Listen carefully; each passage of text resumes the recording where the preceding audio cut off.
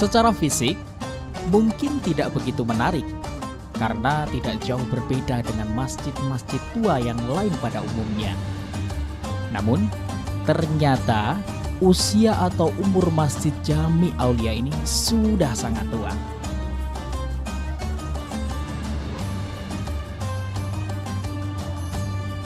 Dan pada awalnya, nama Masjid Jami Aulia ini bukan seperti sekarang ini, melainkan dulunya bernama Masjid Galuh Raintai.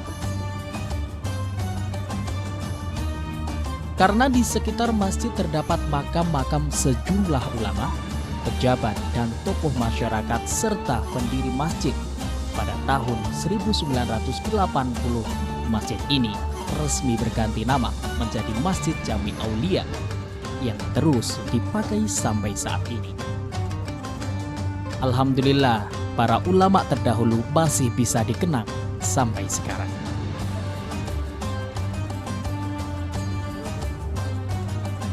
Masjid yang berada di Kompleks Pemakaman Sapuro, Pekalongan ini syarat dengan nilai-nilai sejarah yang penting bagi masyarakat Pekalongan.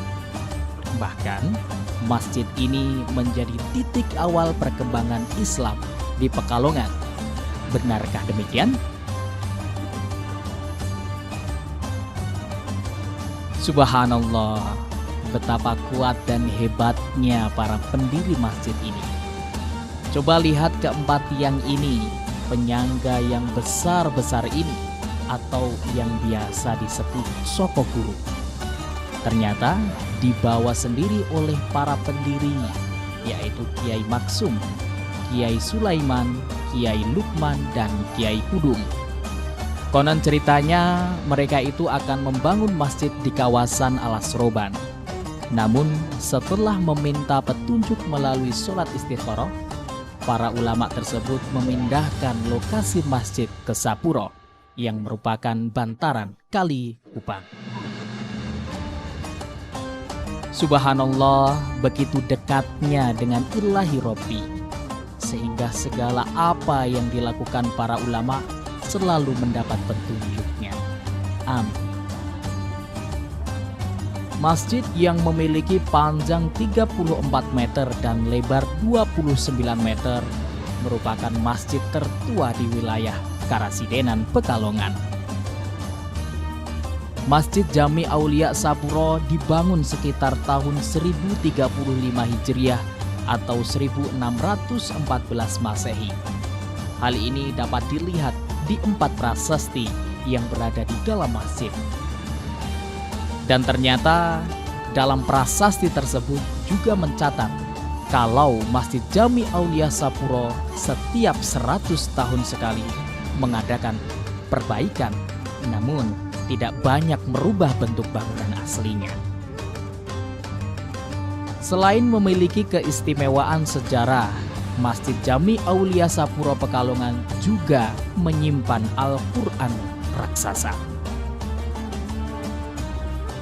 Mushaf ini berukuran 1,5 kali 2 meter, merupakan pemberian almarhum Komisaris Polisi Muhammad Aswantari pada tahun 1970-an.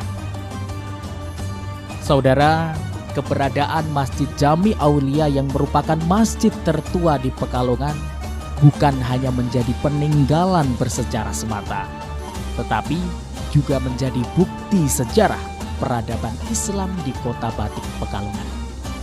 Makanya, sekarang Masjid Aulia ini merupakan cagar budaya yang harus kita jaga bersama agar anak cucu kita bisa melihat bukti-bukti sejarah dari peradaban Islam di masa lalu.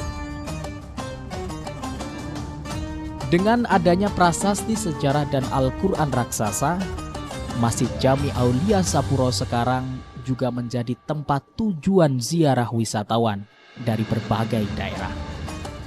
Karena di sekitar masjid terdapat makam ulama besar yang dimakamkan di Sapuro, di antaranya Habib Ahmad bin Abdullah bin Tholib Abbas, yang lokasinya dekat dengan jalur Pantura.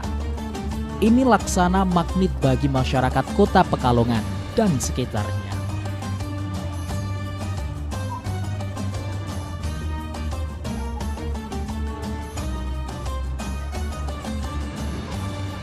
Kompleks pemakaman umum Kelurahan Sapuro ini menjadi salah satu tujuan wisata religius.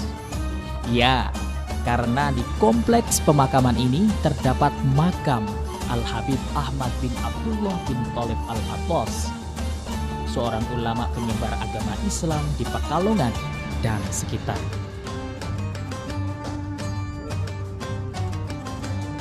Nah saudara, saat saya berkunjung ke sini memang bertepatan pada hari Kamis.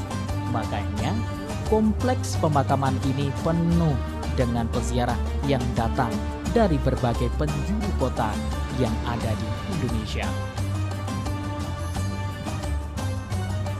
Habib Ahmad bin Abdullah bin Thalib Al-Athos dilahirkan di kota Hajiren, Hadramaut, Yaman pada tahun 1255 Hijriah atau tahun 1836 Masehi.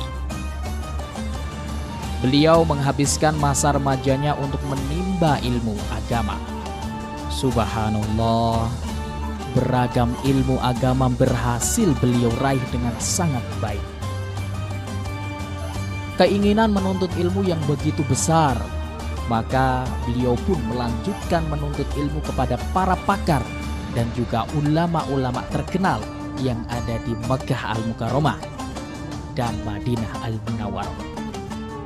Walaupun telah mendapatkan ilmu dari banyak guru di kedua kota suci tersebut, namun ada guru yang paling utama dan paling besar pengaruhnya terhadap pribadi Habib Ahmad bin Abdullah, yakni adalah Asy-Syaikh Ahmad Zain Dahlan, seorang ulama besar yang sangat berpengaruh dan sangat banyak muridnya di Mekkah Al-Mukarramah.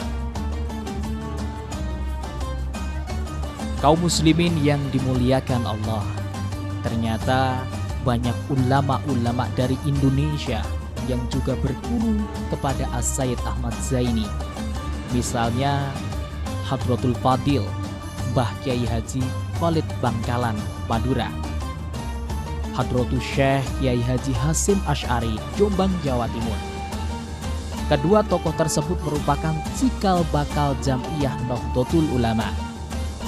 Setelah selesai dan lulus menempuh pendidikan, Habib Ahmad bin Abdullah mendapat tugas dari gurunya untuk berdakwah dan menyebarkan agama Islam.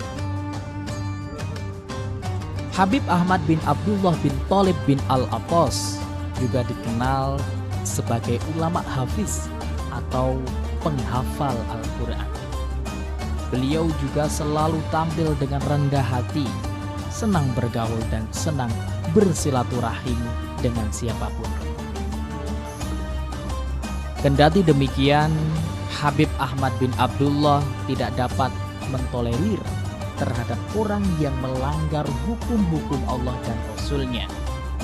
Subhanallah, mulia sekali jiwa beliau. Habib Ahmad bin Abdullah bin Thalib Al-Athos meninggal pada malam Ahad 24 Rajab 1347 Hijriah atau tahun 1928 Masehi. Habib Ahmad bin Abdullah meninggal di usia 92 tahun. Walaupun Habib Ahmad bin Abdullah bin Thalib bin Al-Athos meninggal pada tanggal 24 Rajab, namun acara haul diperingati setiap tanggal 14 Sya'ban, bertepatan dengan malam nisfu Sya'ban. Saudara, itulah sekilas jejak Habib Ahmad bin Abdullah bin Thalib Al-Athos di kota Batik, Pekalongan.